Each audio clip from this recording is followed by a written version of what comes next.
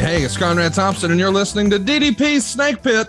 And of course, we can't do it without a duo of Hall of Famers. First up, Mr. Jake the Snake Roberts. Jake, how are you, man? Rise above. Rise above. I love that. I love that. And it's good to see our old pal DDP, Diamond Dallas Page. Dallas, how are you, man? Just like the shirt says. That's my new thing, dude. Jacked. Well, I'm jacked to be here with you guys today. We're having a lot of fun. Hope you guys are too. Hit the subscribe button if you haven't already. And we're going to pick up where we left off. We're going to start off with heels today. We're finishing episode 5, which was known as Swerve.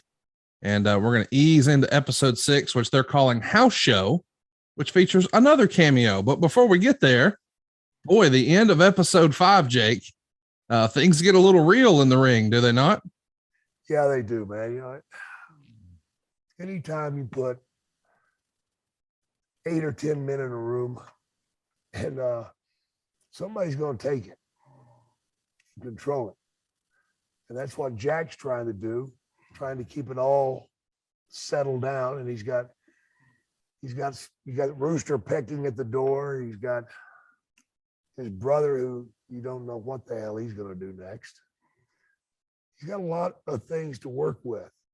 And these guys, again, I just want to say, did a tremendous job in filtering these people together and interlocking them so they can work together and be something together. And in this episode, they do the house show, and you see what can happen. You know, folks, they don't always go the way it was planned. You know, and you're talking about we're talking about the finish, episode 5, right? Yeah. Right. Because that was just brutal. Keep going. Yeah, I don't want to interrupt you. Go ahead. And the injury and stuff. Injuries happen. Not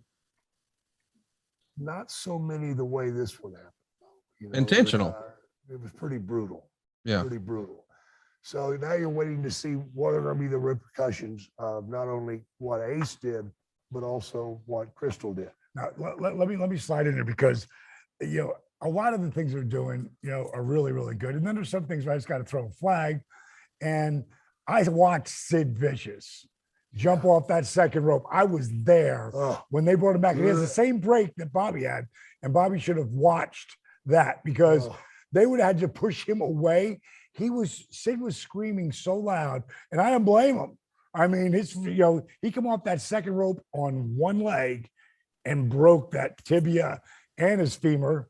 I guess it's whatever the bone is between your knee and your ankle. And he just snapped it just like Theismann did. Yeah. And that is extreme pain. He was wincing a little bit, but that could have been a little bit more on that. And you know what it reminded me of? It reminded me of the story, and you talked about him last week, Hiro Matsudo. Yeah. And breaking Hulk's leg in the ring. Yeah.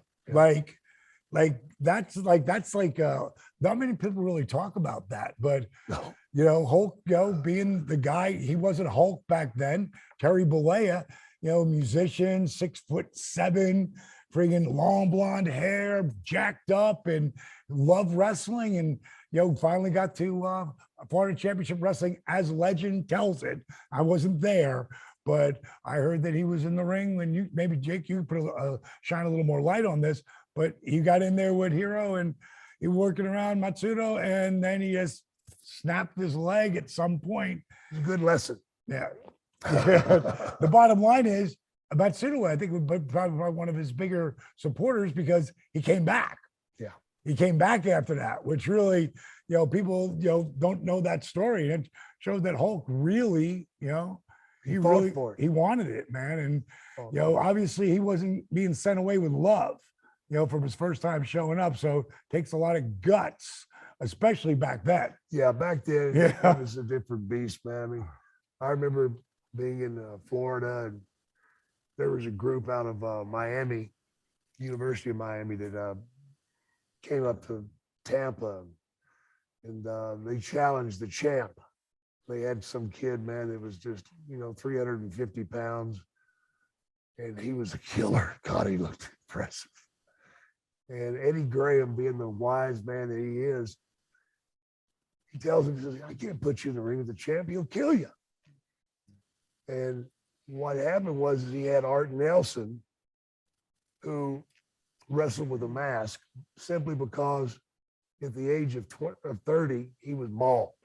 He looked 60 when he was 30 with the hair.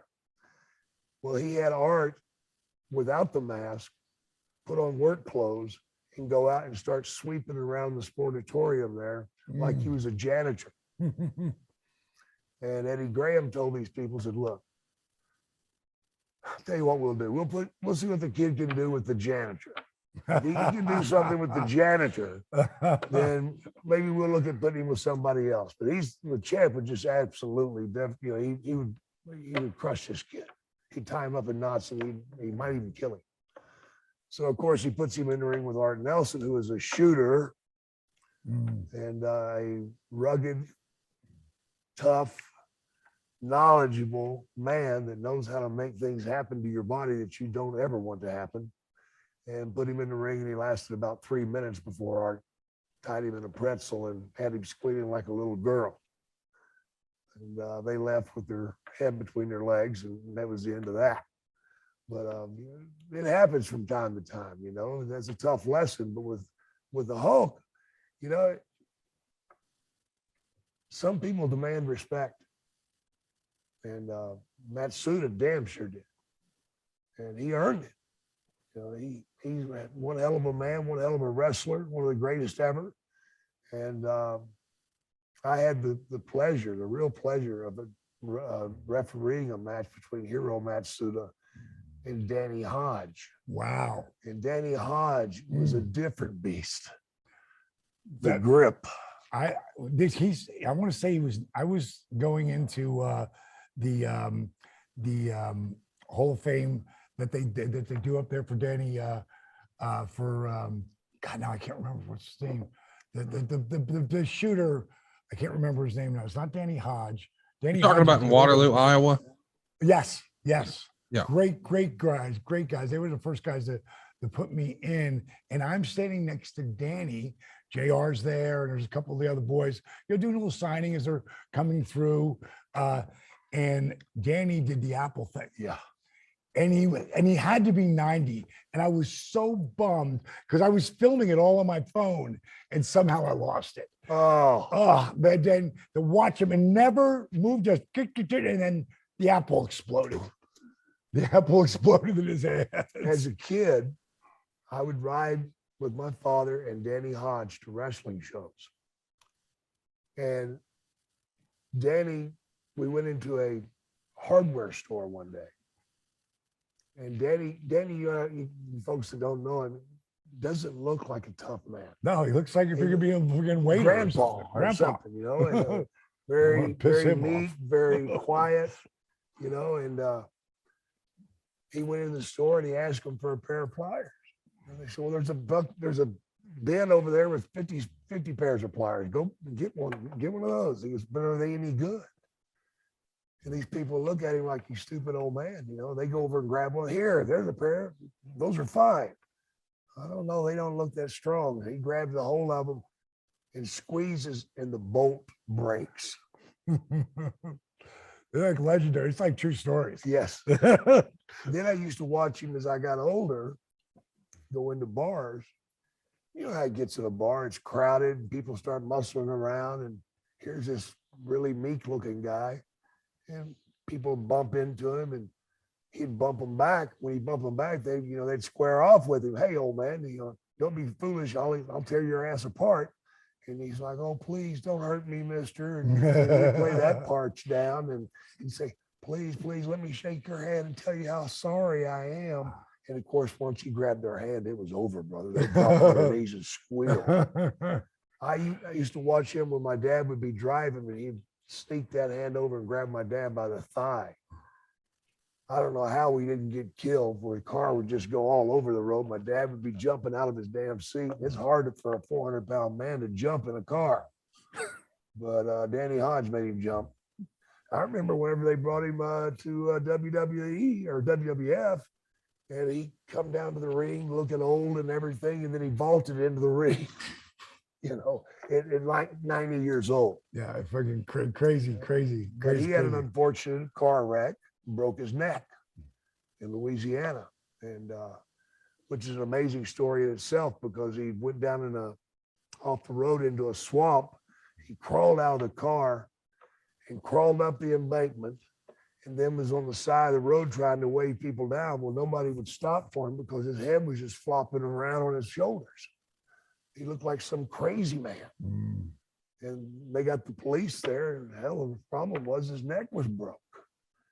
And lucky he didn't die. He was into his 90s when I saw him. Right? Yeah, he's an amazing, amazing athlete. You know, he boxed and he wrestled. Right, I heard that. Yeah. So ain't never been another like him. So one of the other things I wanted to bring up too, you know, when Ace did break the leg, his heat would have been screaming hot. Oh yeah. Yes. He would have been like this is where when you're going to do something like that. And this is like the show, because a lot of the show, as you know, we love it, you know, and there's a lot of really Yeah, good I'll stuff. throw a flag on that one. Yeah, it's like it's screaming. It would. I love how Jack finally jacked him, you know, because at least somebody did, but everybody else. And I get it, like he's the Booker's brother, you know, they're a company, but that was a really asshole thing to do. But it does lead, as we lead into now this next episode, you start seeing Ace, and then tell me how often you see this, and this is real life, like as he starts to own the heel character and starts to have fun with it, he starts to become a better person. That's it. And I love the way they wrote that. Yeah, That was super cool. And I really loved what they did in 6, where they really, you know, spotlighted on James Harrison, who played for the Pittsburgh Steelers. And they are in a, you know, a AA meeting. And it's people with addiction. And you see this big jacked up dude, and you can just tell that, you know, if he wants to be a bad man, he can be a bad man. I wouldn't want to be there. But he's a big old teddy bear here. And he cares about people. And, you know, it's I love down it. that road, man. And if he ever goes back down that road, he knows that he'll never make it out. You know, that's where I was at. I knew that if I ever went back to anything that I used to do, that I'd never make it out. I've done enough damage to myself already. Yeah, you ain't going anywhere again. No. And you know, you normally wouldn't say that, but you got to take ownership of that at some point. You can just say, I'm not going back there. Like my buddy Marlon, my buddy freaking Brian Keenan. You know, he went from being a beat cop to a captain, and could be the chief. You just got to get that next guy out so we can go in. But you know, when he quit, he said, "I'm done. It's never going to happen again." Another thing I really enjoyed in this episode was finally getting to hear from Apocalypse, who is, you know, you saw him earlier in the episode, but there's a dialogue that runs with him and Diego and Bobby.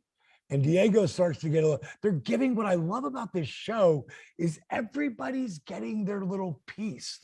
You're getting to know all these characters. And that's the only reason why that you give a shit about a show, because you start to care about the characters. Wrestling, that's everything in our shit. It's like, how do we get 20,000 people to care when they know that I know, and I know that they know, and we know that they know? Well, we know who's going to win before we walk out there. How do we get them to give a shit? You know, because they get connected to that character, you know, and they want to see them do great, and they want their emotions to come out. They want to feel that. And that's what they're doing with Heels. And that's why it's got a 93 rating. Was that what it was? 93 or 95? I don't remember off the top of my head, but I know it's better than any other show I've looked at for sure. I mean, we compared it to Ozark the other day. As I'm looking now, it's 96%. 96%. So again, like, that's why we brought this up, and mainly because Jake and I were talking about it. He had heard about it, and I asked Conrad, because Conrad is in touch with all of that, and there's got to be 5,000 at least, maybe 20,000, you know, because everybody and their brothers got a podcast, especially a wrestling podcast, because everybody's got an opinion. And most of them were pretty negative. We're trying not to go there. We're going to hit some part of that, but you know, we're trying to stay in be a better, just different then, different, not so much better, just different then. And I like this show, and I'm so glad people can go to Stars and get it for free for 30 days, and you can binge watch it and get it done. And then they'll come back. Hopefully, I haven't heard they're filming here yet, but we do have another Hall of Famer in this mix. Hey, before we get there, I want to ask, have you guys ever seen someone in a traditional match, not like the beat the champ thing or hero training? Have you ever heard of or been in the ring when somebody took liberties, like for real? Not like an accidental, oh man, that was a little live round, sorry about that. But no, I'm here with malicious intent. Me personally, I don't think malicious. I know I've fucked up a few spots and I got kicked in the head pretty damn hard by a few, especially when I was the manager going to be the wrestler. Oh, dude. And I just took it, because I screwed it up or I hit him too hard or whatever, but I've never seen anybody maliciously. I'm sure you might have, maybe. Yeah, I'm guilty. I'm guilty. I had an incident where a guy was giving me a clothesline every night, and he was friggin' ripping my head off. And I was recovering from having neck surgery. And in wrestling, you can make it look like you tore the guy's head off, or you can tear the guy's head off. And of course, making it look like it is much better because then the guy can sell it properly. When you tear somebody's head off, there's no selling it, man. You get what you got. And I went to the guy and called him out. Hey, dude, you're killing me. What the hell? And he looked at me and said, well, maybe it's time you get out of the ring. Oh. So the next time we wrestled, he clotheslined me, and I did a little maneuver, and it snapped his bicep in half. It was with intent. And when he went down, he's grabbing his arm, the bicep rolled up on his shoulder. Looked pretty awesome. And he's screaming for him to ring the bell. And I jumped on top of him and I grabbed that bicep and just started squeezing it. And I was pissed and told him maybe it's time for him to get out of the damn ring. And I'm not proud of it. I do need to apologize in face to him, and I'm not going to call his name out. We all know him. But he did what he did, and I did what I did, and he had 6 months off. It does happen. Yeah, that is more of a really stiff receipt. Yeah, but I guess maybe a real man would have said, if you do it again, I'm going to do that too. Right. I didn't do that. Right. So I felt bad about it because as a wrestler, each time you get into that ring, it's a life and death situation. And you trust your opponent with your life. So I took advantage of that. And I've always felt bad about it. And, I do need to apologize to the guy about it. But kind of scared to, because he'll probably kick my ass. And I can't take that anymore.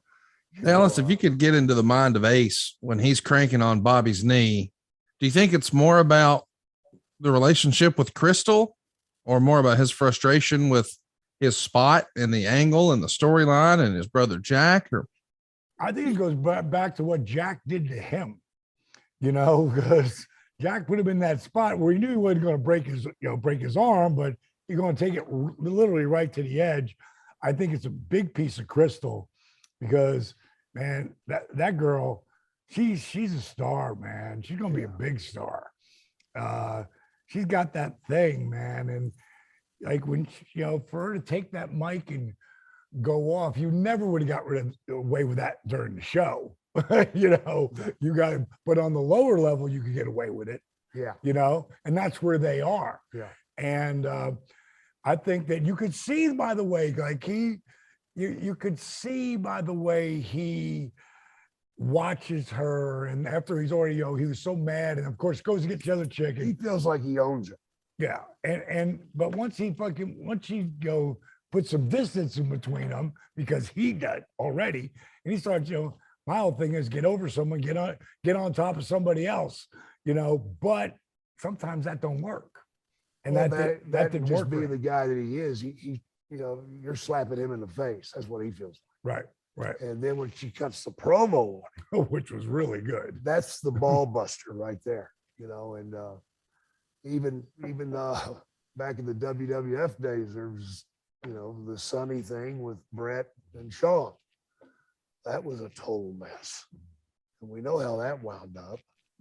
They both made idiots of themselves and lashed out at each other, and Vince refereed it.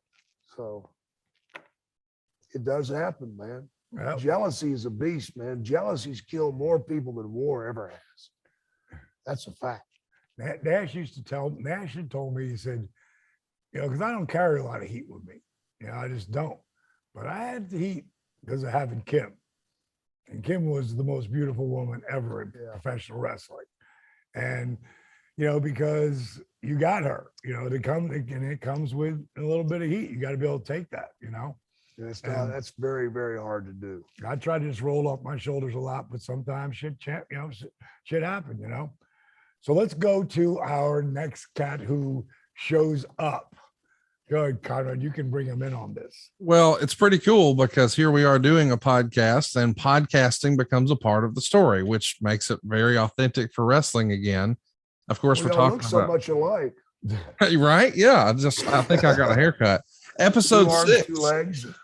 House Show is the name of the episode. And we're trying to sell 10,000 tickets for this state fair show. And one of the big ways you can do that is a little promotion on a podcast by a wrestler named Dick Valentine, who we know as Mick Foley. And just like we talked about, I guess a couple of weeks ago now, the topic of suicide comes up. What'd you think of Mick's performance here, Jake, as a podcaster? I thought he was an asshole, but that's just because it was such a touchy subject, and he was taking advantage of the situation. As a podcaster, you got to dig into some of the meat that hurts. But he pushed pretty hard on it, I thought, and he played his part excellent, because that's what happens. And Jack reacted the same damn way I would have. He got up and walked off. Because if he had stayed there, he'd wound up crawling over the desk, no doubt. You just don't, there's some things you leave alone. Yeah. Some things you don't touch. And I would certainly think that you wouldn't do that. And I'm sure Mick in real life would never, ever do that because he's a kind, good man. And I know he busted my chops when we were filming Peanut Butter Falcon because I was giving the kid such a hard time. And he's like, damn, Jake. And he was coming in defense of the kid who I was verbally abusing. And it was a tough subject there too. So Mick would not be that guy, but he did the part well. They got the point across. Again, they keep touching things. You think that's been put away, but it hasn't. And there's going to be more come out of this. I guarantee you. There's going to be some dark secret come out. And I'm not sure that I kind of feel like that the bull, Wild Bill? Wild Bill will be a part of it. Yeah, Wild Bill's interacted. He's interacted for everything. I But got to tell family. So you found out that they were partners at one time, Wild Bill and his dad, and then Wild Bill got the break and they didn't. And Wild Bill took one girl with him. And that caused a lot of problems. We're getting the stories. And that's what makes it interesting because now it makes sense. And so now you're waiting to get the next piece of it. But you know how hard it is to keep 7 different fires going? It's not easy. And these people are doing it, man. They got Rooster who keeps scratching at the door. And, there's something that happens at the end of this segment that leads you to believe Rooster's going. He's going to do something. And we know what it is, but I don't want to ruin it for everybody. Yeah. So, well, you watch that. You know, I'll give you a little side thing. I think I mentioned this earlier. I literally read for this part, and I think it was the best read I ever did. Got all the way to the director, and I fucking killed it. So I was like, I didn't get that. Who the fuck got that? I saw it was Foley. I was like, okay, I'm good with that. If it was him or Austin, I was okay with it, you know, because all I know is it better be one of the boys. That's all that was really important to me, you know, and Mick's great at what he does. And he doesn't have a podcast, but he'd be great on one, you know, maybe that'll be your 9th, Conrad. No spoilers. And I'm gonna make a prediction here for next season, and it's out of nowhere. But you know, the thing I love that they're now bringing along, which is Jack's wife Stacy, when you know you're starting to hear her sing, and she's on the porch with the guitar, and then she's in the, you know, she's in the you know, in the church, and everybody's, oh my God, you have a gorgeous voice. I see her getting a record deal. I was throwing it out there, and then all of a sudden, she becomes the breadwinner. The breadwinner. Like, if that happens, that would be so real to life. Like, if they do that again, you're welcome for the angle, or I'm sorry, I spoiled it. But yeah, there's something got to happen there because they're investing too much time in it, you know. Yes, but it's good and it makes you care. And even the mother, friction between the two, just a little bit. Yeah. My favorite scene, we won't talk about it till next week, but my favorite scene though is with Willie and Wild Bill, and I'm not going to get into it because you got to see it. It's powerful. Yeah, it's like it really gets Willie so where she steps up. Wow. And you can see, okay, this chick's a great actress. Damn sure is. Yeah, you know, damn sure is. And Wild Bill, you know, when you can, like, he's been such an asshole, you know, because that's now what you're character. Finding out why. Yeah, and you got, it's like Tony Soprano was a killer. He was a fucking murderer. Yes. But you loved him. Yeah. Because you took like the parts that, as long as he didn't kill one of my family members, you know, I love Tony Soprano. You know, James Gandolfini just had that thing. And that's where, you know, I'm really interested to see what kind of push we can get out there for people to see this, to see what their numbers end up doing and when they come back. Because, you know, you look at that show, Yellowstone, right? Mm-hmm. Those first 2 years, really nobody was watching them. Yeah. But now it's like the show. You know, it's like the show where everybody's talking about right now. Well, I think the deal is you have to create the backstory for all these characters. It takes time to do that. It does. You know, it's like producing a wrestling show. How much time do we have, and who are we going to give it to? Who are we going to believe in? Who are we going to give the ball to? Right. And how much time are they going to get? But we can't forget about X, Y, and Z over here because they're important over here on the next show down here. It's not easy doing this stuff, orchestrating this stuff, man. And again, I'm blown away by how well they're doing it. Let's also mention Yellowstone, which I think is the #1 show on television, has an 85% rating on Rotten Tomatoes. Heels has 96. So again, if you're a wrestling fan and you're not watching this, get with the program, man. And we're going to keep breaking it down next week. Shame on you for not watching it. I do want to talk about something that maybe we teased a few weeks ago and then we never really followed up on, but you see it in the comments everywhere we post the videos.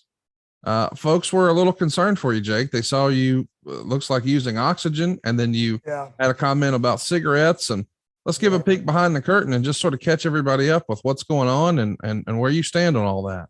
Yeah, well, genetics being what they are, my mother had 2 lung diseases that she passed on to me.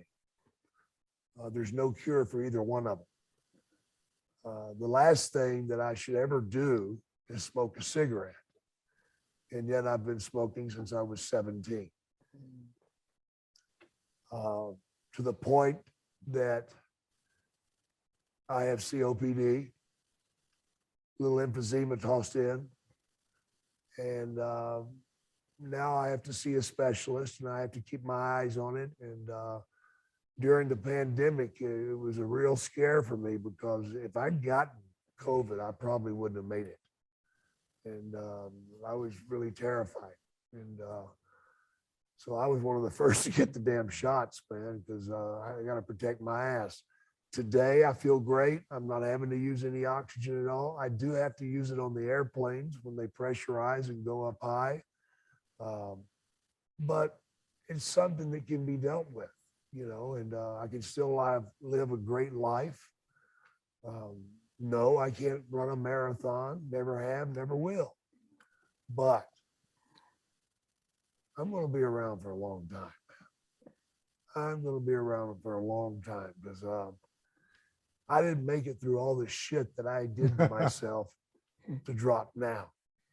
I believe truly that God has a plan for me that I am not going to believe that's going to happen, but it's something huge is going to happen in my life where I can help others. You know, my mom told me once, she said, sweetheart, she said, there are two kinds of people in this world. There's givers and there's takers. You're a giver. It's not a fault. It's just who you are. And I feel best when I'm helping other people, whether it be wrestlers or Joe down the street or walking through Home Depot and seeing somebody that's struggling. I enjoy helping people. That's not going to stop. Tony Khan gave me the opportunity to start come in and help some of these young guys with their interviews and with their psychology and use some of my wisdom there. I've been able to help a couple of the guys, I'm not going to give you names, that are struggling with addictions. And very proud of them, man, because one of them's really got a hold of it, man. And I can see it in him, man, when he comes to work now. He used to come to work with a grim look on his face and almost like he was scowling, you know, just a scowling look. Now he comes in there with a smile and he's ready to do whatever you want. And that's a victory for me. So, you know, I'm just grateful. And thank God that they come up with this Enogen 1 so I can still fly and not have to carry large tanks of oxygen with me, all that crap. But again, I'm fine. You know, I just, you know, I got a disease that I have to watch, and I do. Back in the heydays of the 80s, how many wrestlers smoked, would you say, as a percentage? Oh my God, probably at least 40%. I'd say 40%. In the earlier years, they smoked even more. Yeah. Well, everybody did back then. Yeah. Because 3 out of 4 doctors recommended Winston, you know, Yeah. whatever. Yeah. That's how corrupt the damn cigarette It's companies so are. sick. Those bastards. If you, I mean, in the real world, you would think that our government would come in and shut these bastards down because of what they're doing. They're taking tobacco and throwing hundreds of different chemicals on it that will cause you to become addicted. You're not addicted from the tobacco. You're addicted to the drugs that they put on them. You know, like I said, in a real world, this would not happen, man. They'd stop them from doing it. But instead, they just say, I'll take the ads off TV. You can't do this, you can't do that, but you can still, you know, do it. And now they came out with this vaping crap. You know that vaping is even worse than cigarettes? My lung doctor told me he had a 19-year-old kid come in. And his lungs are shot. Wow. He's going to be on oxygen the rest of his life from vaping. So he told me, he says, Jake, if you can't quit smoking, I understand. But whatever you do not switch to vaping. Go back to cigarettes. 'Cause Wow. I told him I wanted to try vaping. He goes, no, no, no, stay on your cigarettes. You're So- down to like 7. Yeah, 6 or 7 or 7, 8 a day, not really happy with that number, but it's a process, man, because it's such a strong addiction. Cigarettes are much more addictive than alcohol or cocaine. Wow. And yeah. I mean, I was able to kick that shit, but cigarettes, man,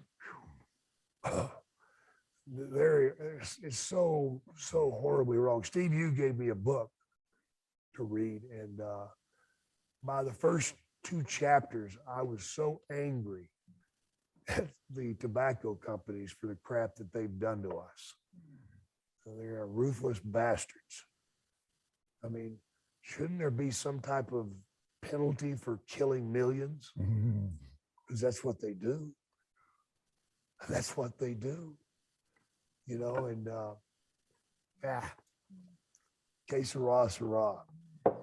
So, Jake, I'm curious, as a smoker, if you have these lung conditions, how did that affect your in-ring performance? Did you find yourself, really struggling at times? I ran out of gas at times, and not early on, but later on I did, and I had to pace myself.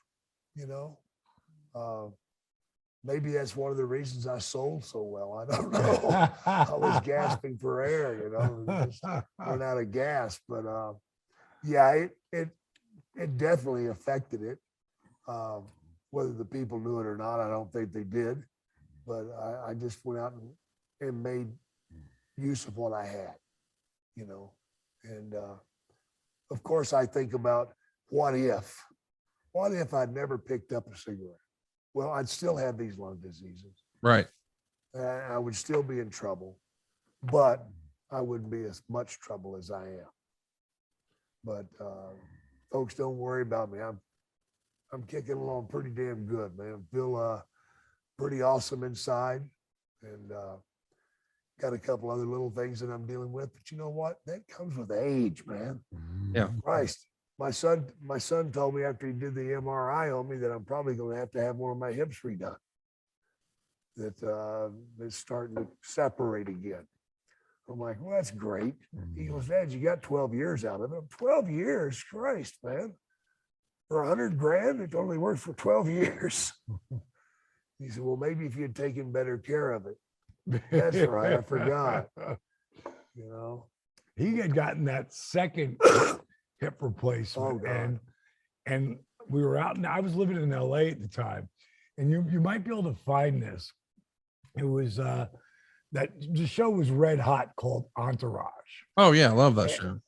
And they were having little vignettes of, like, they picked like the 70s stars, and they picked like the Chips guy and a couple of them to play the 4 guys. Then they picked like these 4 old women, like they weren't the girls from the Golden Girls, but they were like that. You knew who they were. And then they picked 4 wrestlers, and they came to me first, and they said, who do you think you can get? So I said, I can get Jake, and I can get maybe Nikolai, and someone else got Snuka, and we all got together. Jake had just had the operation, and how cool the car was with the suicide doors. Well, they come out of the suicide door car, and then they can walk it into the liquor store, and they're going through this one scene. We come out of I don't know, it was a Hyundai or whatever the hell it was, some tiny little beat up Pacer, shit ass car. Like, we couldn't all even get in and get out. So me and Jake are already out of the car as the other guys are getting pulled out. And they gave him a humongous python that he's got wrapped around his shoulders. Yeah. And we're walking downhill. Not a big hill, but it's a decline. It don't matter. With that new hip, he had like 2 weeks, maybe. Yeah. Oh my God, what a rib. I was sweating my rear end off, man. Yeah, if you ever get a chance, it was Entourage, and you could just throw up me and Snook and Jake, and everybody's in their wrestling gear. I'm wearing a t-shirt and jeans. They're like, that's not your wrestling gear. I go, yeah, kind of. I wear this a lot. So I You got away got with Snooker wearing his leopard skin stuff. right. Nikolai being the Russian. And Oh God. watching Nikolai do those lines. Oh my Oh God. my God. I was Eric. I can't remember what it Snooker was Vince. Okay. Freaking, you were Turtle. Turned out. Yep. And Nikolai was Drama. Yeah. Oh God, And dude. God bless Snooker. You Oh. know, and nobody knew it, but Snooker, he can't read.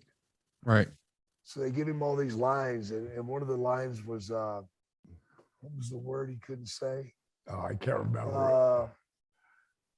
He It can't. was about getting laid and Yeah. when was your first time and blah blah blah. I mean, it was absurd shit coming out of our Oh my mouths. God, yeah. You know, and we would never say this shit. No, it was funny. It was hilarious. stupid but funny.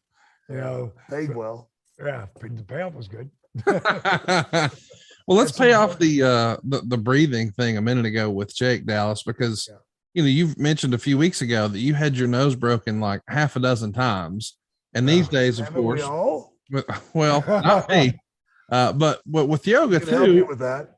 and professional wrestling, man, it's all about breathing, right? So, did you have any challenges, and how have you sort of overcame that to not only be a top professional wrestler, but now like a yoga guru of sorts? Well, the first time I broke my nose, I walked out in front of a car. It was just so stupid. I was going to get candy, and I told my buddy Stan, hold the bus, because I looked right past the car to the bus, and I walked out and hit my right knee, my face bounced off the hood, and I flew like 42 feet from the point of impact. Like, that changed my life, that getting hit by that car. But it was the first time I broke my nose, and both my eyes were, blood and, black and blue. And then I broke it numerous times in the ring. One time I even got it fixed, and I broke it like the next week. I'll never forget it. Prince Iakea, I had like in a reverse DDT where he was out, and he came up and his knee hit me right in the face. Oh God. Like, I'm never doing this again until I get done. So finally, I got it done when I got fixed, but my nose is still a mess, and always had problem breathing. So I always breathe out of my mouth. And then I started using this thing. My brother gave it to me called Navage. And I used to use, what do they call neti pot. I was using a neti pot, whatever, but it wasn't consistent enough. And I hated to keep doing it that way. But my brother brought me this thing called a Navage, where you put the water in there and whatever, the eucalyptus or whatever the hell you cap in there. And then it goes in your nose and goes out of your nose and cleans it out. And then you do the other side. It does the same thing. Dude, I am breathing like I tell everybody about it, like everybody. Yeah, Like I was talking to Drew McIntyre, who has huge issues with the pollen and shit, allergies. I'm like, dude, go get it right now. Yes. You can pick it up at CVS. So I've been doing that, and then I didn't think it could get any better. And then you give me those strips. Yeah. Jake gave them to me. Jake gave me those damn strips. And I wear that son of a bitch every night. And what I do is when I wake up, the first thing I do is get in my hyperbaric chamber, and I do all my app stuff, and I'm breathing in pure oxygen under pressure, which is the PSI, which means pounds per square feet, puts me like 45 feet below sea level. And I'm breathing because I still got that gimmick on my nose. So I'll really breathe in and out of my nose a lot during that. And because I don't want my throat to get raw. And that's what happened. I blew my throat out, from just doing so many, from podcasts to shows and interviews, and just push it. It blew my voice out, man. Like 2 years ago. It's funny how when you do promos for like 17 hours, you're getting a throat problem. Yeah. I don't get it. Got to be something wrong with the lighting, I think. Yeah. Again, I pushed myself too hard, and now I'm much better with it. But that Navage thing like literally changed my life, and the strips are helping me sleep. I get, instead of like an hour and a half and wake up, I'm going for like 2.5, 3, even 4 hours at sometimes, and staying out. So it's a good thing. So, I know that you've got the Positively Unstoppable Challenge going, but when people come to you guys and say, hey, we need your help, whether it's on Cameo or they're coming through, the Performance Center or what have you, you're doing a lot more than just, teaching people how to do yoga. You're trying to affect their overall health and wellness, including mental health, right, Dallas? Absolutely. Yeah, and that's the biggest thing, because one thing Jake said was, and no one ever told me, like, the thing that I focus on is the story you tell yourself. That inner voice. That's so big, man. Yeah, you share that, because that is so big. Well, you go through life, you get a lot of baggage put on you. You put someone on yourself, and then other people hoist it on there too. But you get down, and you're thinking to yourself, well, I couldn't do this, I did that wrong. You got these negative energy in there. But when you start turning it around and start talking about the positive things that are going, the good things that are happening, and not going there, leave that shit alone. It's over. Move on.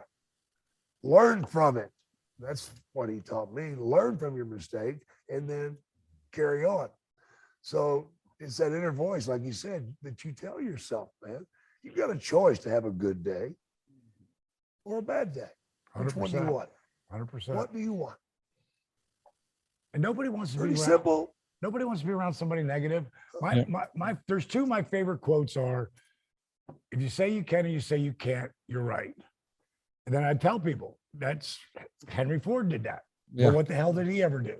It's like, that was something that was a big deal for him.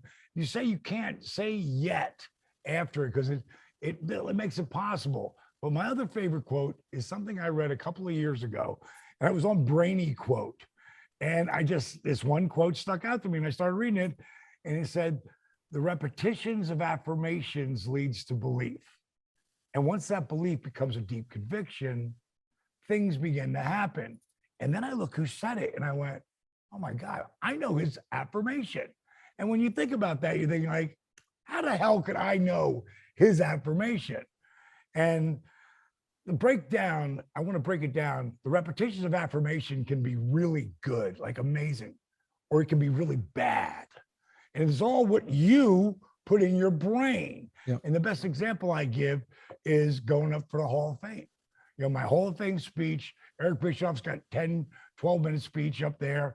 I got a 27-minute speech that I wrote that they tell me the day before, can't have more than 15. So I rewrite it.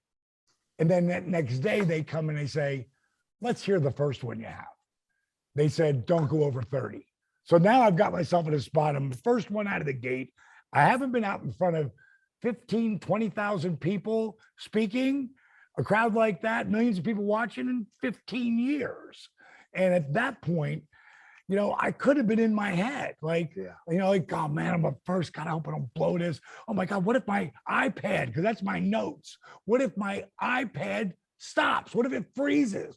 What if I get caught up and they're not buying what I'm saying? Like, no, I don't even let those thoughts in my brain. There's only one thing I'm thinking about. This is going to be my greatest moment in professional wrestling. I'm going to blow everyone away. I'm going to make them laugh. I'm going to make them cry. I'm going to inspire them. That's the only voice in my brain. And when I went out there, it was the best thing I'd ever done. I get to thank all my brothers who helped me along the way and paid tribute to them. The only person I forgot was Big Show. And Medusa. I was so pissed about, and Tony Schiavone. Those are the three people I forgot. And I called each one of them afterwards and said, I'm so sorry, I forgot. They're like, dude, don't worry about it. But I was like, no, you guys were a part of the story, a big part of the story.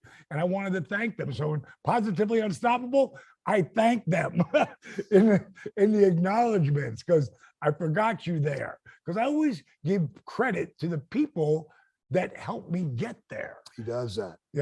It's so important. So the repetitions of affirmations leads to belief. No matter good or bad, the repetitions of affirmation leads to belief. And once that belief becomes that deep conviction, things begin to happen. So here's this guy's here's his affirmation. And I'm doing this same talk at the end of a workout at the NXT, down with 100 kids, all on the mat from NXT. This is about 2.5 years ago, maybe a little bit more than that. I do this thing and I get to the end and I go, here's his affirmation. You tell me who it is. I am the greatest. I am the greatest of all time. And everybody just, Ali. These are kids that didn't grow up with him, but they know it. I go, how do you know that? Maybe because he said it 1 billion times. Yep. Like 1 billion times. It's like ingrained in the greatest of all time. You think of Muhammad Ali, no matter what, he's been gone for years. Yeah. So after, everybody comes up because I got done working out with everybody. And then, everybody should come up and thanking me, shaking my hand. The last person is Tommaso Ciampa. Who I love, by the way. He looks at me and he's a little glassy eyed. And he looks at me and he says, D, you have no idea how much I needed to hear this today. And he gave me a huge hug. So later that night, he's going against Aleister Black. And they're going for the NXT championship. And back then, Tommaso had no music or anything. I guess he wanted it like that. I'm off to the side, but I'm backstage. And right before he goes on, he looks over at me and he goes, affirmations. And goes to the ring. And boy, did those guys tear it down. Kick some serious ass. They had a hell of a match, but it's so important. And I've watched Tommaso numerous times put that quote up and to share that with people because it's so true. Think of if you're watching this show or you're listening to it, think of all the times you brought yourself down and how successful you were doing it. Yeah. You're really good at it. Yeah, you're good at making yourself feel like shit. But you can do the other things just as easy. And start with an attitude of gratitude. Like start with thinking about things that you have as opposed to what you don't have. Not so much money, but people, family, health. Jesus, man, come on. Opportunity, given or taken. What do you have? For me, my thing is much more simple. Do the next right thing. That's all. Do the next right thing. Okay. Pretty simple. But how it changes what comes out of you is you. It's like back in the day when I wore the negative shirts and stuff down. I said, dude, you gotta quit doing this shit. Look at this. This is your message here. Not anymore, man. Not anymore. Stand tall, walk proud, and do the next right thing. Powerful.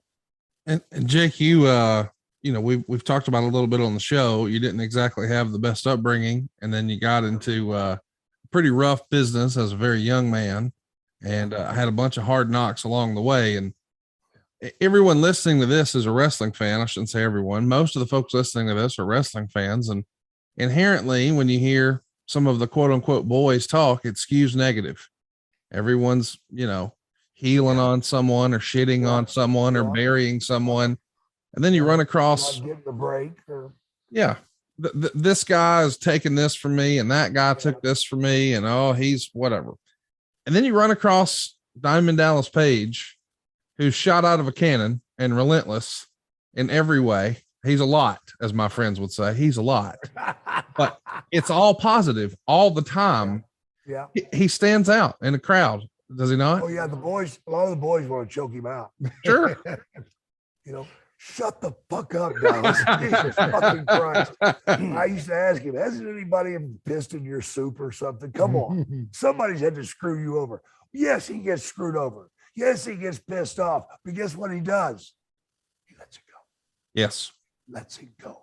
He doesn't hold that in him and let him poison his life, his walk.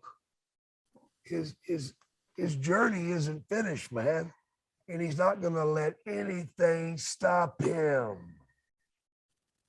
And that's what I want out of my life now. And God, I'll tell you something, guys. It's fucking fun. It's fun feeling good. It's fun not being negative. It's fun being alive. So no matter what you're doing, man, be grateful. Be humble. You know, my favorite saying is, to me, my history will not be my destiny. Yeah. Powerful. It's powerful, man. Because of where I was at, then look where I'm at now. But you took a different mindset. Yeah, absolutely. You know? I had to have it. Jesus Christ, man. You can think like a winner. You can think like a loser. Who are you? You a winner or are you a loser? Be real. You can do it. Everybody can do it. Be true to yourself, man. Be true to your family. Look people in the eye. And for God's sake, help somebody else. Open a door. Close a door for somebody. Help them to their feet. Reach the top shelf when they can't. Little things, little things. Little things add up to be a big thing. Dallas, we've spent a lot of time on this show talking about Jake overcoming adversity, but I think one of your magic tricks is through that Buddha quote. What was it? Holding on to anger is like drinking poison and expecting the other person to die. Yeah. That's so powerful, man. You had your fair share of naysayers. You know, he's too old, he's too tall, he's friends with Bischoff, it'll never happen. And then later, you know, you and I've never talked about this, but I'm sure there were a bunch of the boys and your coworkers and comrades and friends who were like, fucking yoga, what is that? I mean, I'm just being real. Like that had to happen, and now you've overcome all of that. What was your perseverance? How did you? For starters, I don't let anybody call it yoga. Yeah, for sure. Yeah, asshole. That's what they were saying back in the day, though. Yoga for regular guys. I'm way back. I'm old school YRG. I know the deal.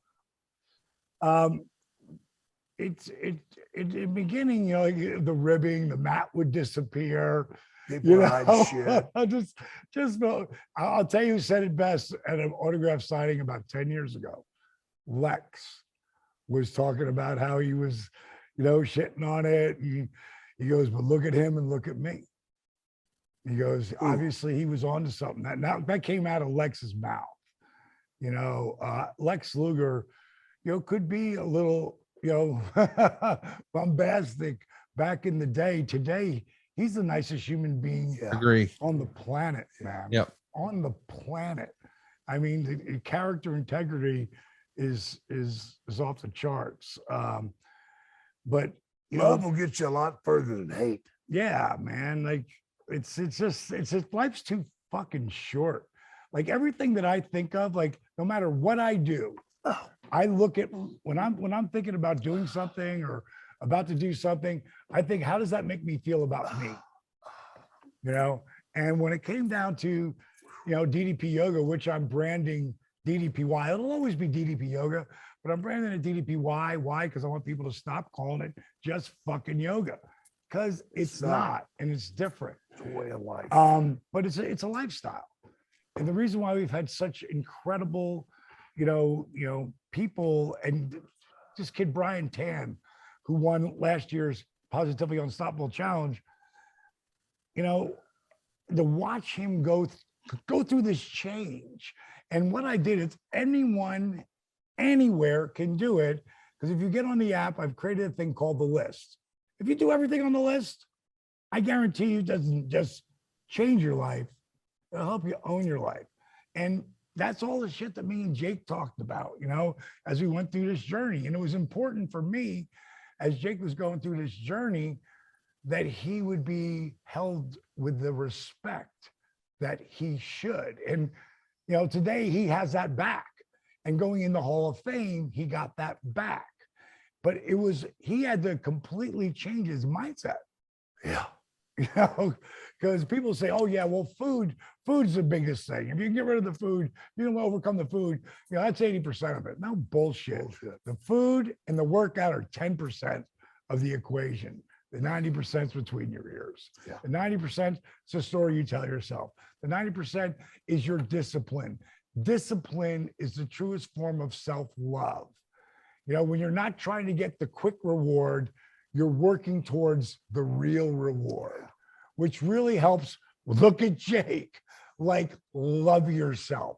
Because in the beginning, if this guy could have talked to the guy who moved into what we call the accountability crib, if this guy would have walked in and go, no, you don't understand. If you just do this, this, and this, everything's going to change. And it's going to blow your mind. You're actually going to be dating your ex-wife again. No. He would have totally thought that guy was smoking crack. Yeah, I thought you were on crack. I'd ask you for some. The bottom line is your life can change in an instant. Yeah. And it starts with you and that repetition of whatever that thing is you're telling yourself, that affirmation. And anything it's amazing. And that's why I encourage everybody who's listening to us. I don't care if anything's dark in your life right now, just go to the positivelyunstoppable.com. Just go there and join that, our challenge that we have. No one goes there to win money. People do, but they don't go there for that reason. No. They go there looking for hope and a change. And I come on there and, and answer questions. I give inspirational stuff. I'm going to read you something here. This is a girl that I've been working with. God damn, I got 12 cameos today. Oh my God. And this isn't live, right? But this is a woman who sent me a cameo, and this is what it turned out as. So let me just pull it up here. This is what she wrote me. 600 pounds, worrying I'm a lost cause and giving up hope. Trying DDPY, but can't stand or walk, discouraged. Is it possible for me to make it at such a large size? I don't want to die alone at 42 in my bedroom. A little more about this individual.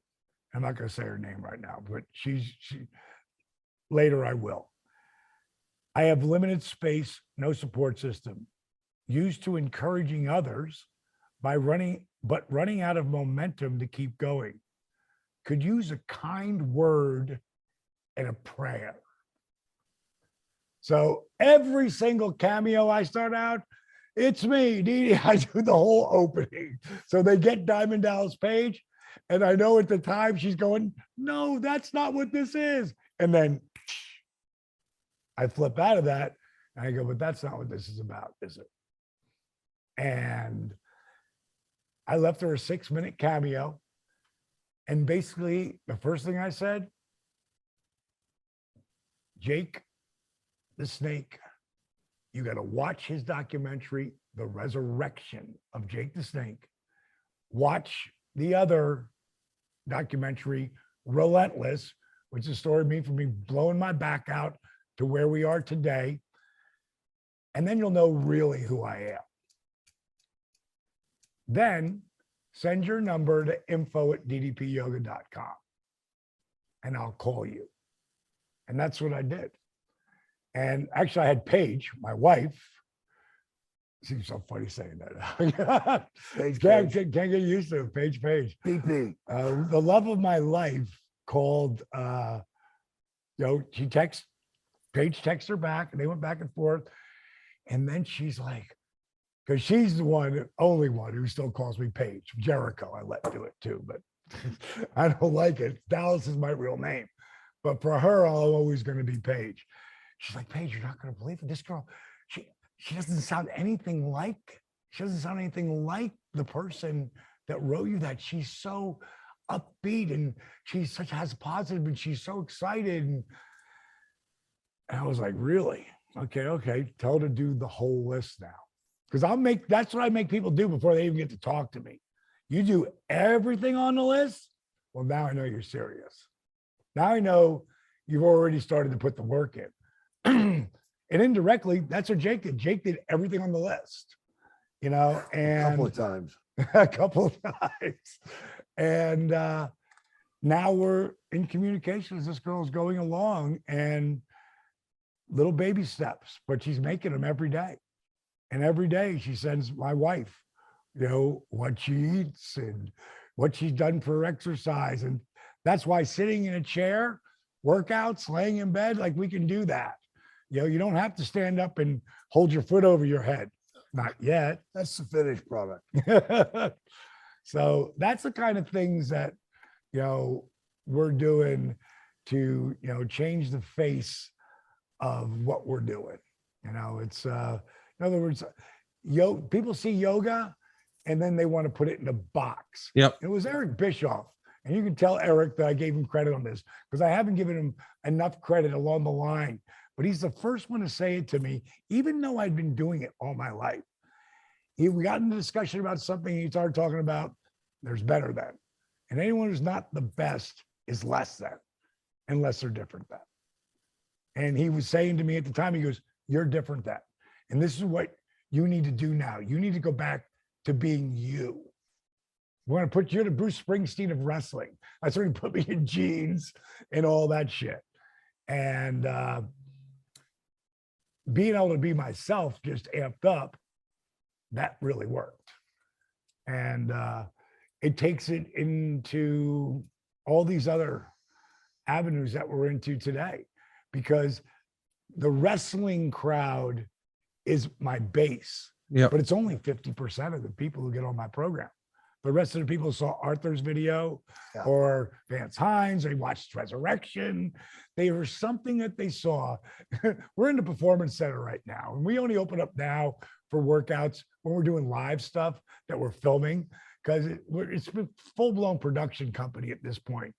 But when every 3 months we would do an open house, and I had a guy, and I got 70, 80 people here, and I got a guy who's up to the right, old timer, early 70s.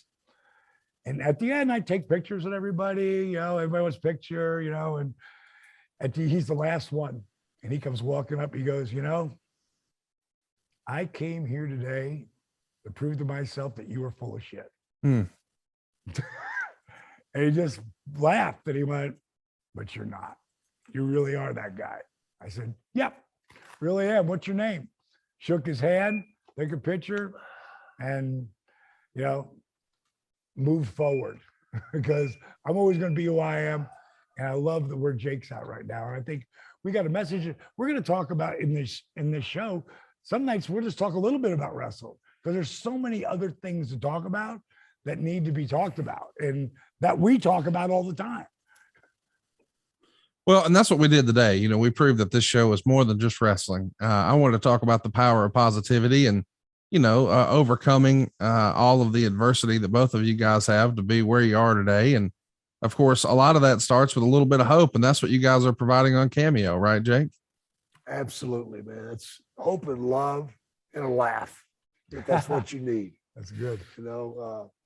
I enjoy doing the cameos. I love fans, bro. I go to Comic-Cons.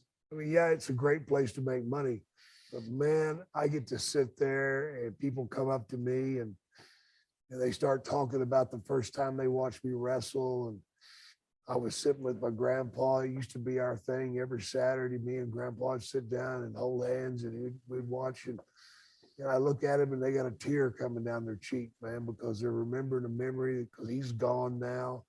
But I brought that memory back to them, seeing me in person. Powerful. And I just love the hell out of it, man. My God, that makes me feel good. I never looked at how many people I've affected. I'm not just a wrestler. I'm somebody that's changing lives, man. I changed lives my whole life. You have. Had no idea. But now that I understand it, and respect it and take it in. Own it. Own it. That's the key, man. That's the key. For God's sakes, you folks out there, yeah, whether it be a cameo or giving DDPY a chance, what do you have to lose? Think about that. What do you have to lose? What could you gain? You've tried everything else in life. How are you doing? Are you happy there? I got you. Try my way. Bet on yourself. We love the positivity here on DDP Snake Pit. Hope you guys do too. Check them out on cameo.com. Don't use the app.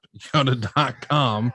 And we'll see you next week, talking a little bit of Jake, talking a little bit of DDP, talking a little wrestling, talking a little everything right here on DDP Snake Pit. See ya.